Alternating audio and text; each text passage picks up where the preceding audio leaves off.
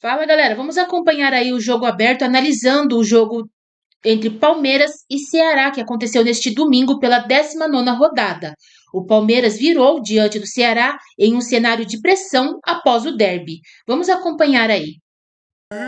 Nem fala. O Palmeiras precisava vencer o Ceará, até para dar uma resposta imediata para o seu torcedor.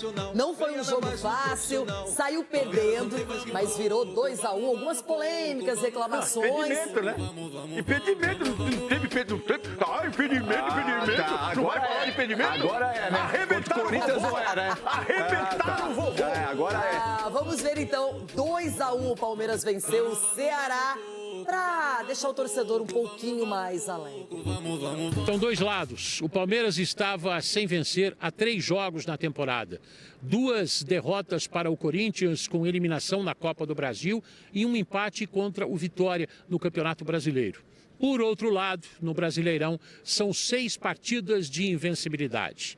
E agora tem a Libertadores. Quinta-feira, fora de casa, contra o Universitário em Lima, no Peru. Será que essa sequência positiva na Série A vai trazer um pouco de paz? Porque é difícil não afetar o lado psicológico do time, o que andou acontecendo nos últimos dias. Agora é esquecer o que passou, ou tentar esquecer. As minhas filhas vão me perguntar o que é que se passou. Hoje correu tudo bem, mas é difícil justificar às minhas filhas o que se passou há 3 ou 4 dias atrás. É difícil explicar para elas porque é que o pai foi xingado. Tenho um carinho e um respeito muito grande pelos torcedores, tenho um carinho e um respeito muito grande pelo Palmeiras e jamais serei um problema dentro do Palmeiras. Bom, o resultado super importante, Palmeiras na briga total pelo título brasileiro, 2 jogos a menos ainda para realizar. Edu, a gente viu um jogo que não foi simples. O Ceará muito bem postado, muito corajoso em pleno Allianz Parque, sabendo que o Palmeiras vinha de uma eliminação. Tem lances polêmicos, a gente vai falar daqui a pouquinho, mas o resultado excelente, ainda mais com o gol do Vitor Roque. O gol do Vitor Roque estava precisando e o que ele, na minha opinião, foi o melhor jogo dele e foi o melhor em campo também. Pela dedicação, pelo empenho, pela entrega também que ele teve. Né, não tem bola perdida e tudo, mas, Renata, realmente não empolgou o Palmeiras. O resultado foi fundamental, porque, como eu falei, vem de uma eliminação, dedicado para o seu maior rival, para o Corinthians. Né, o próximo jogo era muito importante, como foi, e vencer foi para dar uma tranquilidade até mesmo para a Libertadores. Agora, muitos jogadores abaixo do esperado, rendendo muito pouco.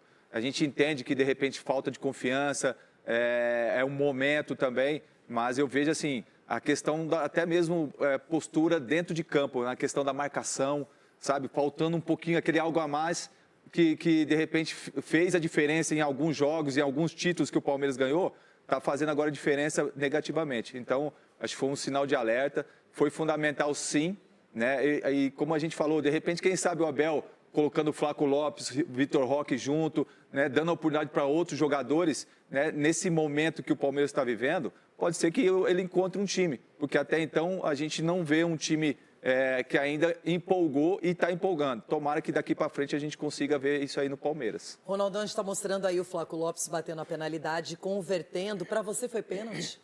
Então, é critério, né? A gente começa a discutir, não é nem praticamente, porque o juiz não deu, foi no VAR. Então, muitas vezes a gente vê esse lance na mão, eu também estou igual a torcida agora, tem que ficar esperando. Porque pega na mão de um é pênalti, pega na mão do outro não é pênalti. E a gente vê essa dificuldade de esse critério ser ajustado, né? O braço está ampliado para você, está fora de posição natural, é isso que você tem que analisar. Não, são lances que eu vejo toda hora e muitas vezes o juiz não dá e depois você vê de novo e é o critério. A gente só perde critério. Muitas vezes, dependendo da camisa forte, é dado o pênalti. Então, para você, foi o pênalti dado na camisa? Para mim, eu fico esperando. Agora eu louco, mudei. esse pênalti aí, claríssimo, irmão. Que hora que eu assistia jogo aqui, assistia jogo com o Luquinha, com o Matheus, aí pai, pênalti. Filho, isso é pênalti. Aí ia lá no VAR, não é pênalti. Agora eu fico esperando, porque difícil. Dependendo da camisa é dado pênalti. Agora isso aí deve ser o 15º. É difícil o árbitro ir no VAR e não dar um pênalti desse. E eu quero ver essa linha traçada de novo, porque eu não vi o Abel reclamando. Só reclamou contra o Corinthians. Sim. E aí, Chorou, Cicinho, chorou. pra você, pênalti ou não? Não, pênalti claro, para mim foi pênalti claro, até porque o domínio ali, né, ele dominou e já ia levar vantagem para ir em rumo do gol e a bola não está numa posição natural, o braço, acredito, dá para ver ali no lance que está um pouquinho distante do corpo, então assim, ele ia levar vantagem e acabou o zagueiro paralisando a jogada. Mas vale ressaltar a questão do Palmeiras, tudo isso está acontecendo com o Palmeiras, é até esperado esse desempenho, porque perdeu o Paulinho, perdeu o Estevão, o Abel está tentando Richard encontrar, Richard Rios, uma outra maneira do Palmeiras. O torcedor palmeirense, eu acredito que está frustrado com a questão da expectativa que criou para o Mundial. Porque o Palmeiras, sinceramente, gente, já não tem mais graça o Palmeiras ganhar brasileiro, já não tem mais graça o Palmeiras ganhar Libertadores, porque nos últimos 10 anos tem ganho tudo. Que isso, sim. Exato. Tem graça sim, não, pô. tem graça, mas assim, o torcedor do Palmeiras, ele tem essa questão do Mundial. Aí criou expectativa. Na Copa do expectativa. Brasil, os caras tão bravos, rapaz. Criou Os caras tão em expectativa, crise. não ganhou, aí fica... Eu acho que o torcedor do Palmeiras está chorando de barriga cheia. Espero, o Abel é o melhor treinador que tem no nosso país. E outra, Foi ele precisa desse Ele foi tempo para... Com relação ao treinador, eu concordo, não tem que mudar.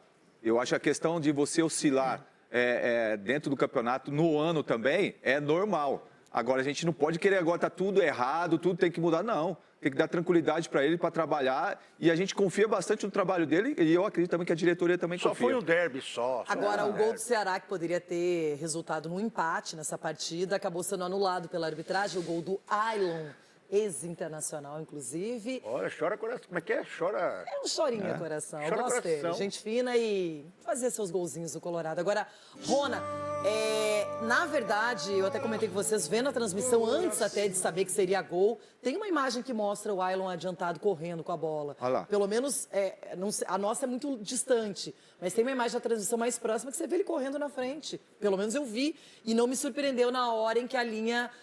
as linhas traçadas deram impedimento. Mas muita gente fica em dúvida com essas linhas, coloca em xeque. O Ronaldo, por exemplo, achou que estava gol legal? Não, mais uma vez então, pra mim tá legal que ele sai antes desse frame que eles falam aí, porque anda batendo na bola, a bola saindo, a bola ficando, antes de bater no pé. Agora tá assim, dependendo Precisa de um oculista, hein, irmão? Dependendo do torcedor na caneta, ele coloca lá, Você não, precisa esse de um frame oculista, tá não errado. fala pra mim onde que é seu oculista, não. Que, Agora, pelo amor o de que Deus. me assusta, que me deixa assustado, é que eu não vi o choro do Abel.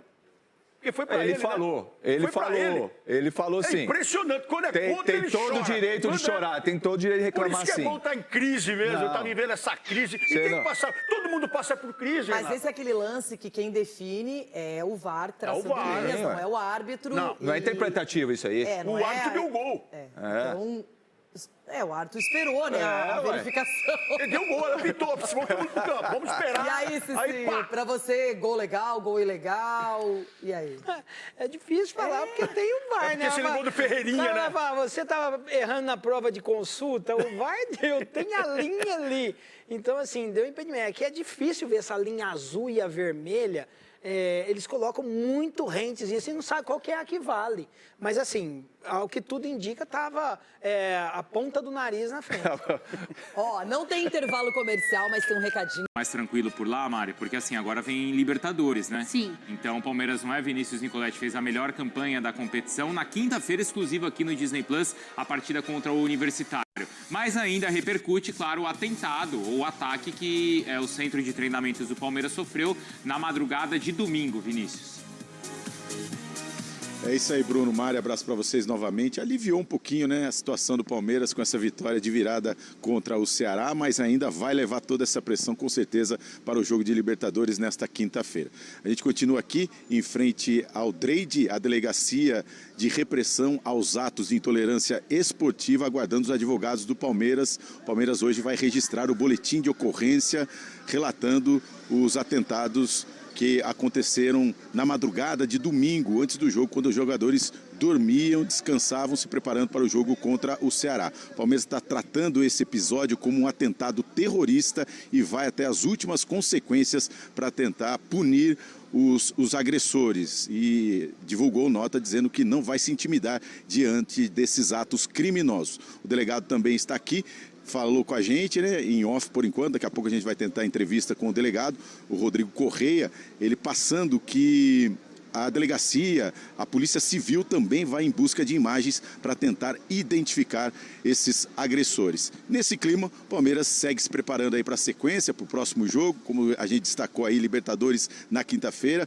faz um treinamento na manhã dessa segunda-feira, um treinamento regenerativo, treina na terça-feira, depois viaja para Lima, vai fazer um último treino já na capital do Peru e enfrenta o Universitário na quinta-feira, tentando se recuperar de vez, mandar para longe essa crise depois da eliminação na Copa do Brasil. Uma semana importante porque o Palmeiras também deve anunciar mais um contratado, 10º nessa temporada, o goleiro Carlos Miguel, que chega do Nottingham Forest da Inglaterra.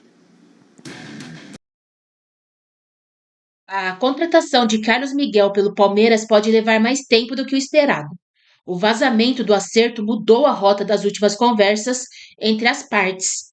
O principal ponto divergente entre o clube e o jogador é uma diferença entre os termos que vinham sendo discutidos e sofreram alterações no domingo, depois da informação de um acerto entre as partes ter circulado na imprensa, gerando desconforto em ambos os lados. Segundo apurou o GE, ainda há uma diferença entre o valor total do contrato oferecido pelo Palmeiras e o desejado pelo staff do goleiro. Apesar do acordo encaminhado ter tido este contratempo, é consenso entre os envolvidos na negociação de que as divergências são simples de serem resolvidas, principalmente a questão financeira. No entanto, há cautela sobre quando o martelo será batido. Uma nova conversa entre representantes do Palmeiras e de Carlos Miguel deve acontecer no início desta semana. O intuito é aparar as arestas e desenrolar o acordo para um contrato que será válido por 5 temporadas. O Palmeiras deve desembolsar cerca de 4 milhões de euros fixos, 25,3 milhões de reais, além de bônus por metas a serem atingidas pelo goleiro, como o número de jogos como titular, convocações para a seleção brasileira e até a participação na próxima edição da Copa do Mundo. O acerto com o Nottingham Forest está selado, já que o clube sinalizou positivamente para a liberação do goleiro, que não está nos planos do técnico Nuno Espírito Santo, após a chegada do brasileiro Edu Gaspar como executivo. Sob contrato com o Nottingham Forest até junho de 2028, Carlos Miguel já avaliava uma mudança, inclusive com a possibilidade de retornar ao futebol brasileiro. Além do Verdão, o goleiro tem sondagens de outros 2 clubes do país e da Europa. Desde que desembarcou na Inglaterra, Carlos Miguel atuou em apenas 3 partidas.